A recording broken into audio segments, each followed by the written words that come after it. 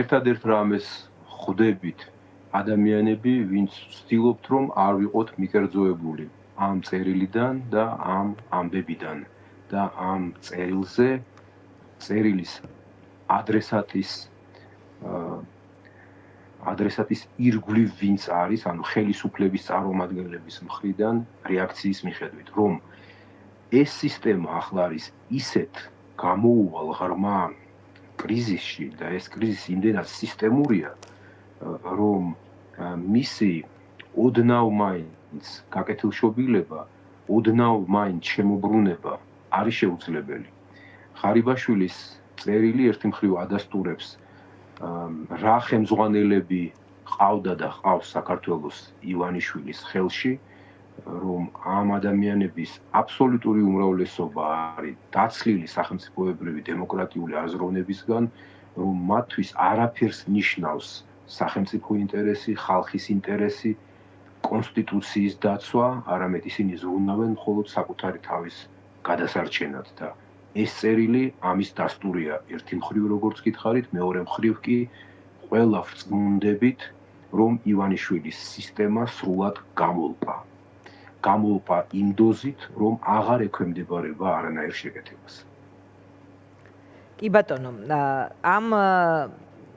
ამ ნიშნების მიღმა, რომელზეც თქვენ საუბრობთ, შესაძლოა ქართული ოცნების ამომრჩევლისთვის არ იყოს ეს ცალსახა, ვთქვათ, ავტომატურად გასაზიარებელი, ამიტომ ცოტა ფოკუსი რომ, ვთქვათ, უფრო ახლოს მივიტანოთ, რა არის ყველაზე მძიმე, რა ჩანს ამ წერილებით, სისტემაზე, პატიმართან ურთიერთობაზე, თანამდებობის ყოფილ ეს თქვა ის არ არის ჩვეულებრივი პატიმარი, გვინდა არ გვინდა და სისტემის შიგნით რა ტიპის დაპირისპირება მიდის. ასევე ისყვება თითქოს მთელი ამ ბრძოლის მის წინააღმდეგ მიზანი არის, რომ ის ჩამოშორდეს პოლიტიკას, რომ ამის 1%-იანი რისკიც არ არსებობდეს. ცოტა არასერიოზულად მიიჩნია რამდენიმე სტუმარმა ამ თემაზე ვილაპარაკეთ მე სხვა ეთერშიც, სადაც ისინი ამბობენ, რომ 5 წლიანი პატიმრობის შემდეგ ღარიბაშვილი მოვიდოდა თუ არა პოლიტიკაში, ეს დღეს რა პრობლემას შეიძლება უქმნიდეს ქართულ ოცნებას, ანუ რამდენად სერიოზულია ის ყველაფერი, რაზეც წერს ღარიბაშვილი. საქმე ისაა, რომ ივანიშვილის დანაშაულებრივი ექსპერიმენტის პირობებში და თუ ეს ექსპერიმენტი კვლავ გაგრძელდა, ყველაფერია შესაძლებელი. ღარიბაშვილის დაბრუნებაც, კობახიძის დაპატიმრებაც, მერე კვლავ მისი დაბრუნება, თავად ივანიშვილის დაპატიმრებაც, ყველაფერია შესაძლებელი, იმიტომ რომ მან და მისმა თანაგუნდელებმა შექმნეს ისეთი ანომალიური სისტემა, რომელიც ანადგურებს ყველას და ყველაფერს, რაც ოდნავ მაინც საფრთხეს უქმნის ამ სისტემის მდგრადობას. სისტემა კი თავისი არსით არის უსამართლო, არადემოკრატიული, ანტისახელმწიფოებრივი, ანტიეროვნული ვიტყოდი, იმიტომ რომ ის არის სრულ წინააღმდეგობაში საქართველოს კონსტიტუციასთან. მე ვფიქრობ, რომ უპირველესად ქალბატონო დიანა, ეს უნდა ვთქვათ. ჩვენ ხშირად მე მათ შორის შესაძლოა ვაკეთებ კომენტარს და გვავიწყდება, რომ ჯერ კიდევ საქართველოს აქვს მოქმედი კონსტიტუცია. ეს კონსტიტუცია თავისი არსით არის საკმარისად დემოკრატიული და ის მმართველობა, რომელსაც ივანიშვილი და დღეს ივანიშვილ-კობახიძე გვთავაზობენ, არის აბსოლუტურად ანტიკონსტიტუციური, არსით ანტიკონსტიტუციური, შესაბამისად ეს სისტემა, ეს პროცესი ახლა ღარიბაშვილის ირგვლივ და ბევრი სხვა რამ აჩვენებს კიდევ ერთხელ, რომ ეს ქმედება, თითოეული ქმედება არის ანტიკონსტიტუციური. მე ვიტყოდი, რომ ოდნავ ნორმალურ სადაათორემ, ოდნავ ნორმალურ ვითარებაში ამის გამო ეს ბატონები და არა მხოლოდ ღარიბაშვილი უნდა იყვნენ დაკითხვაზე. მინიმუმ ამათ მიმართ იქნებოდა აღძრული სისხლის სამართლის საქმე საქართველოს მინიმუმ დინარაძის მიმართ, რადგან ნახსენები იყო პერსონალურად, მიუხედავად იმისა, რომ სრულიად საეჭვოა, რომ ის ერთპიროვნულად ყოფილიყო ამ ტიპის შეთვლის ინიციატორი. დიახ, თუ წერილს დავეყრდნობით მინიმუმ დინარაძის მიმართ, მაგრამ მე ამ წუთას გაცილებით უფრო ფართო კონტექსტს განვიხილავ, ჩვენ სულად გვჭირდებოდა ღარიბაშვილის წერილი იმისათვის, რომ რამდენჯერ დაგვენახა და დარწმუნებულიყავით იმაში, რომ ივანიშვილის მმართველობა ახლა უკვე არა სიტყვით, ესეც კი კატასტროფა იქნებოდა, მაგრამ საქმით არ ღვევს დღენიადაგ საქართველოს კონსტიტუციას. მე აქ სხვათა შორის დავსვამდი წერტილს და ვიტყოდი ამაზე მეტი რაღა უნდა მოხდეს. აი თუ ამის მიმართ ჩვენ გვექნება შემგუებლობა საქართველოს საზოგადოებას, მაშინ ჩავთვალოთ რომ ყველაფერი გაუვა ამ რეჟიმს. იმიტომ რომ დღისით მზისით ვიმეორებ, ისინი ანადგურებენ საქართველოს უმთავრეს და ქართველი ხალხის უმთავრეს დემოკრატიულ მონაპოვარს, ეს არის კონსტიტუცია, რომელიც გვაძლევს იმის შესაძლებლობას თეორიულად ახლა უკვე, რომ კონდეს ნორმალური დემოკრატიული მართლობა და რომ ხალხის ერთობა, ანუ მოქალაქეთა ერთობა განსაზღვრავდეს ქვეყნის ბედს. კონსტიტუციაში მკაცრად არის განსაზღვრული რა როგორ უნდა იყოს ქვეყანაში, მათ შორის მისი საგარეო კურსი და თქვენ ვერ ნახავთ ვერცერთ არსებით პუნქტს, მუხლს, თავს ამ კონსტიტუციაში დაწყებული ადამიანის უფლებებიდან, დემოკრატიული ინსტიტუტებით, თუ კვლავ ვიმეორებ საგარეო პოლიტიკით, რომელიც არ არის არა დარღვეული. ახლა დარღვეული უკვე საკმარისია სიტყვა იმისათვის, თუ ეს დასტურდება, რომ ეს ბატონები მიეცენ სისხლის სამართლის პასუხისგებაში და მე ახლა გამოვიყენებ ძალიან არსებით ქართულ სიტყვას. ფეხქვეშ გათელილია თითოეული ეს მუხლი, პუნქტი ჩვენი კონსტიტუციის. შესაბამისად, რაზე უნდა ვისაუბროთ ან რას მეუბნება მე როგორც ერთ მოქალაქეს, ღარიბაშვილის წერილი იმ ადამიანისა, რომელმაც მრავალი წლის განმავლობაში თავად მიიღო გადამწყვეტი მონაწილეობა კონსტიტუციის ფეხქვეშ გათელვის პროცესში. და ახლა იმიტომ რომ მას რაღაც შეეხო და რაც არ უნდა იყოს და რამდენადაც დამრღვევი არ უნდა იყოს, ღარიბაშვილი, რა თქმა უნდა, მისი უფლებები მაინც სრულად უნდა იყოს დაცული და გარანტირებული, ეს აქსიომაა, ეს ისე რომ იცოდეს ირაკლი ღარიბაშვილმა, იმიტომ რომ როცა ის პრემიერი იყო, სხვისი უფლებები მას არ ადარდებდა. ნებისმიერის კანონიერი უფლება ქვეყანაში შეიძლებოდა დარღვეულიყო, უხეშად თუ ის გადაიღებებოდა პარტიულ ინტერესს, ივანიშვილის ინტერესს. და ღარიბაშვილი ამ ხრივ იყო საუკეთესო შემსრულებელი, უნდა ითქვას. დღეს რაღაც პრობლემა გაუჩნდა მას პირადად და ის მოთქვამს ამის თაობაზე.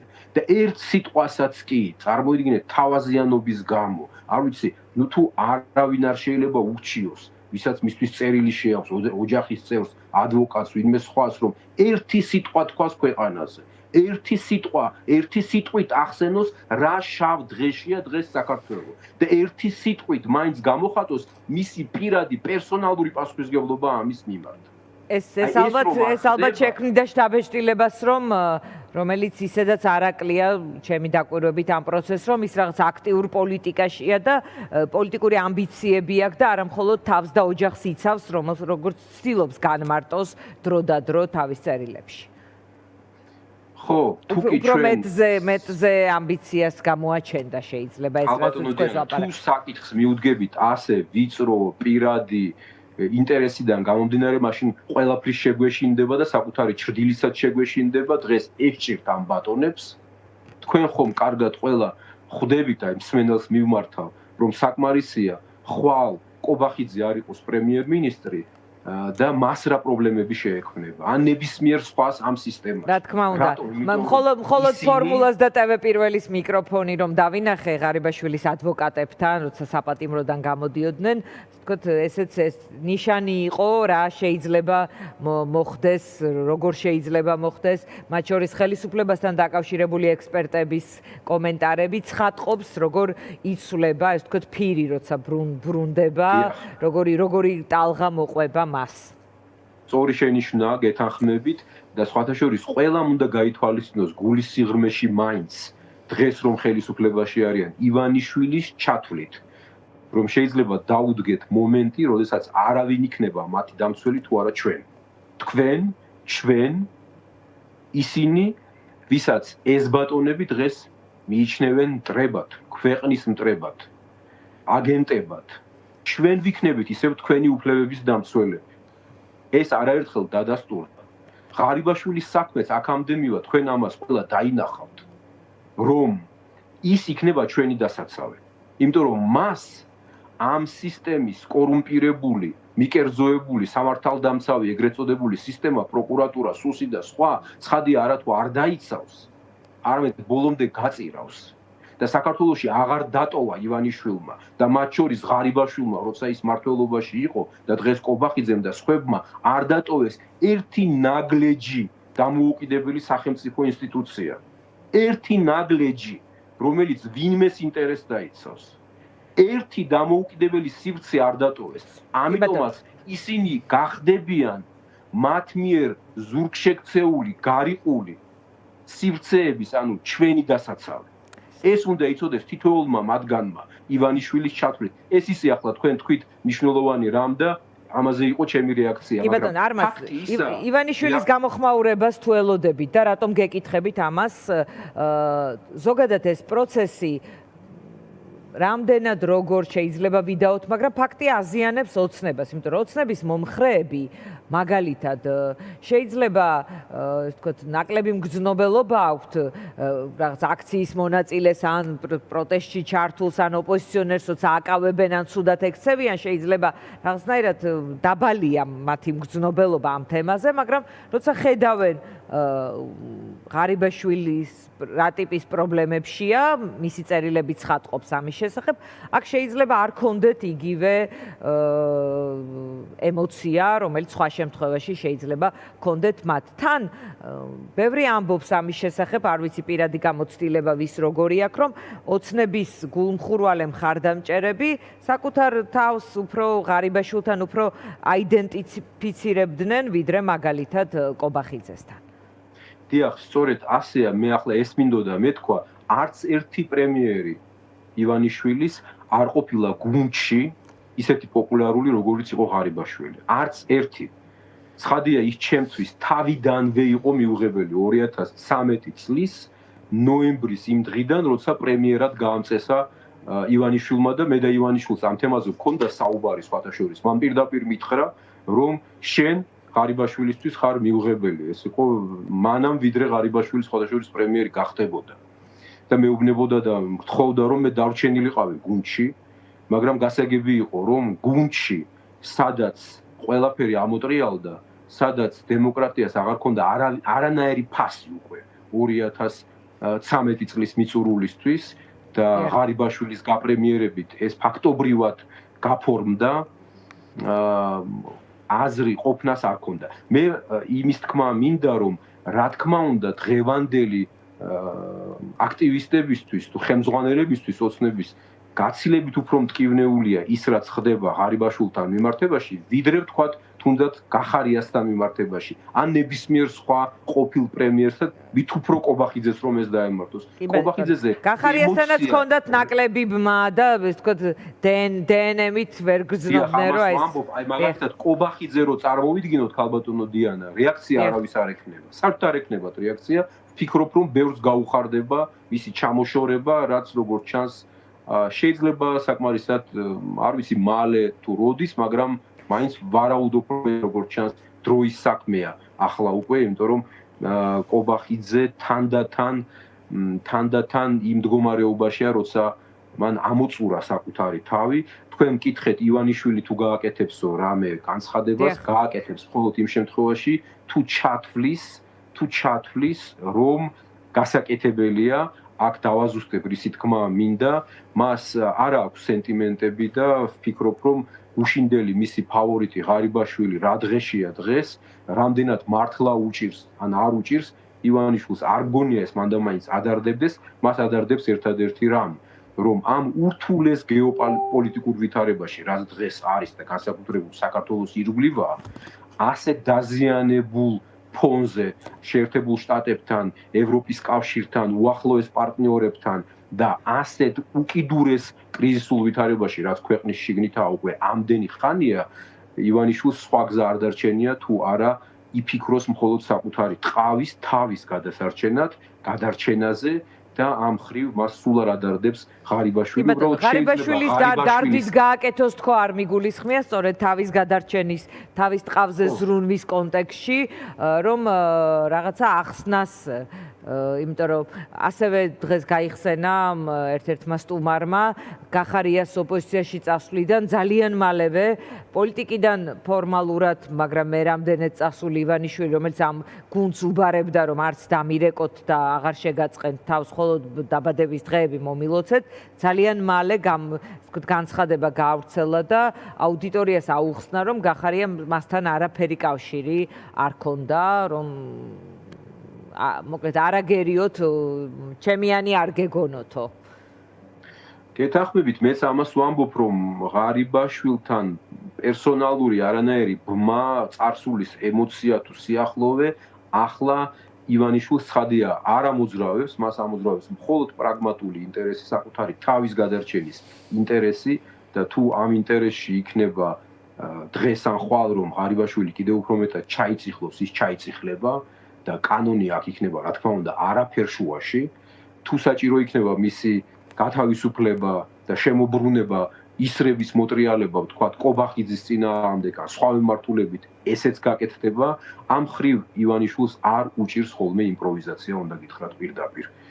ის ამ ხრივ არც არაფერს ერიდება, არც მის გუშინდელ ნათქვამს, არც რაღაც პირობას, არც დადებულ ფიქსს თუ ამ იმპროვიზაციის იმედად იყო ღარიბაშვილი, შეიძლება ფიქრობდა, რომ ახლა წავიდოდა საპატიმროში, მორჩილად, როგორც წავიდა, მაგრამ მალე, ვთქვათ, უკაცრავად ივანიშვილი აიცრუებდა გულს კობახიძეზე და ღარიბაშვილის შემოbrunების თუ არა, ყოველ შემთხვევაში გათავისუფლების ეტაპი შეიძლება დამდგარიყო და მან უბრალოდ დაინახა, რომ იქ კიდევ უფრო უმძიმებდნენ თუ წლებს არა, ყოველ შემთხვევაში ბრალს და ტვირთს და მოკლედ გადაწყვიტა ამის გამო ხმის ამოღება. ქალბატონო, რა თქმა უნდა, ჩვენ მათ შორის მეც ახლა ვისმენ რა თქვენს შეკითხვას და ცხადია ასეთი შეკითხვა მსგავსი შეიძლება კონდეს არაერთ ჩვენს თანამოქალაქეს, ვალდებული ვარ რომ ჩემი ვარაუდი ვთქვა, მაგრამ ჩვენი ტრაგედიაც ხომ სწორედ ისაა, ალბათ დამეთანხმებით, რომ ჩვენ ვარაუდებზე დაყრდნობით ვსაუბრობთ ამ ნაწილში და არ გვაქვს იოტის ოდენა იმედიც კი სამართლიანი გამოძიების ან სამართლიანი შემდეგ ჩაავრის. ღარიბაშვილს არა აქვს და დიახ. არავის არ აქვს. მოდით პირდაპირ ვთქვათ, არც კობახიძეს არ აქვს. კობახიძემ ზუსტად იცის, რომ ხვალ რომ მას ფეხი დაუსრიალდეს, ხვალ რომ ის გაირიცხოს გუნდიდან, არავინ არ იქნება მისი დამცველი. თუნდაც რაღაც ერთ საკითხში იყოს სამდე მართალი, ერთში ხომ შეიძლება ყველა იყოს, მათ შორის ღარიბაშვილიც, რაღაცაში მართალი. იმ სიმართლესაც ვერ დაადასტურებს და ვერ დაამტკიცებს. აი ეს არის ამ სისტემის წაბილწულობის მისი აბსოლუტური ანტისახელმწიფოებრივი ხასიათი, ვიტყოდი ასე და ბუნება. და ამიტომაც რაც უფრო მალე გამოფხიზლდებიან, მე კი ნაკლები იმედი მაქვს პირდაპირ გეტყვით, რომ იქ ვინმე ახლა გამოფხიზლდება, იმიტომ რომ მთელი ეს გუნდი ახლა არის საკუთარი ხელით შექმნილი, თანამონაწილეობით შექმნილი ამ ჩამომპალი, მაგრამ უკიდურესად სახიფათო და ღრმად კორუმპირებული კლანური სისტემის მძევალი, ნაწილიც და მძევალიც და ნებისმიერი მათგანია ამ მდგომარეობაში და თუ ვინმე მკითხავს ივანიშვილი არის თუ არა, ვიტყოდი რომ ისიც არის.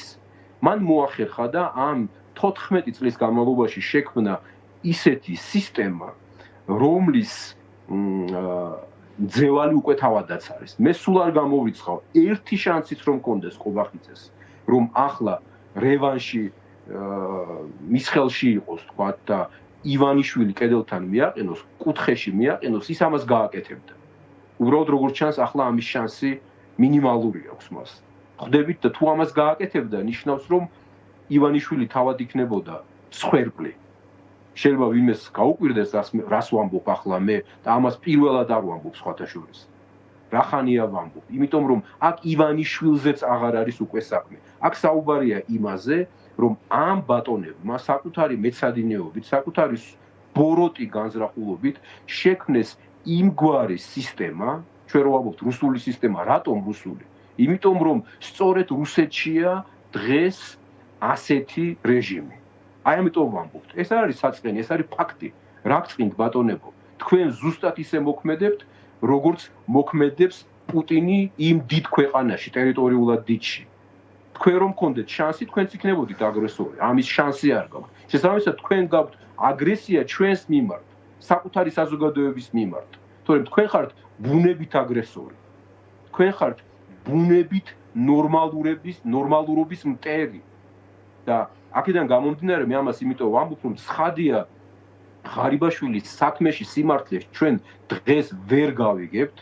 ამის ილუზია არავის არ შეექმნას, იმიტომ რომ ეს საქმე ისე შეიძლება ჩაიფარცხოს, როგორც ჩაფარცხულა არაერთი სხვა რამ და დღეს რომ მოლაპარაკეთავებია მდინარაძე თუ კობახიძე თუ ნებისმიერი სხვა, ხვალ შეიძლება საერთოდ არ იყვნენ სცენაზე, სხვები გამოჩნდნენ, ჩვენ უბრალოდ უნდა ვხვდებოდეთ, რომ არც ღარიბაშვილი ყოფილა მთავარი და მით უფრო დღეს არ არის, თუმცა მისი უფლებები როგორც მოქალაქისა დასაცავია, ამას ყოველთვის გავიმეორებ. მეორე, არც კობახიძეა უკვე საინტერესო, არც მისი მდინარაძე და არც ერთი სხვა, იმიტომ რომ ესენი არიან ერთი მხრივ სისტემის შემოქმედები, დამნაშავეები პოლიტიკურად და სამართლებრივად ამ კორუმპირებული დანაშაულებრივი სისტემის ყალიბების საქმეში გაწეული წვლილის გამო, მაგრამ ჩვენ უნდა ვხვდებოდით, რომ თავი და თავი ამ ყველაფრის არის უკვე თავად სისტემა, არა ერთი კაცი თუნდაც ივანიშვილი, არამედ სისტემა, რომელიც მემეჩვენება, აი ხა ერთი ვარაუდი მინდა გამოთქვა თქვენს ეთერში, რომ შესაძლოა გარკვეულწილად სიცოცხლის უნარიანი აღმოჩნდეს მაშინაც კი, თუ ივანიშვილი არ იქნება სათავეში და საერთოდ ივანიშვილი არ იქნება. იმიტომ რომ ჩვენ ვიცით სისტემები, ვიცით რეჟიმები დამოკიდებული ერთ კაცზე, ერთ ბოროტ შემოქმედზე და ამ ასეთი შემოქმედის, ასეთი ავტორიტარი რეჟიმის თუ დიქტატორის პროცესიდან სხვადასხვანაირად, მაგრამ გასვლის შემდეგაც სისტემას შეუნარჩუნებია გარკვეული პერიოდი სიცოცხლის უნარიანი. არმაზ, მადლობა, ძალიან დიდი მადლობა. ჩვენ ილუზია არ შეგვექმნას. ჩვენ გვჭირდება ალტერნატივა, ქალბატონო დიანა, დაგემშვიდობები. კი ბატონო, ვილაპარაკეთ. ამით მინდა დავასრულო, გვჭირდება ალტერნატივა პოლიტიკური, რომელიც საზოგადოებას აჩვენებს, რომ ამ იწილოს, ამ დანაშაულებრივ ექსპერიმენტს დავასრულებთ და აღარასდროს არაფერ მსგავს არ იქნება მსგავს ადგილი საქართველოში. ძალიან დიდი მადლობა, არმაზ ახვლედიანი პასუხობდა ჩვენ კითხვებს.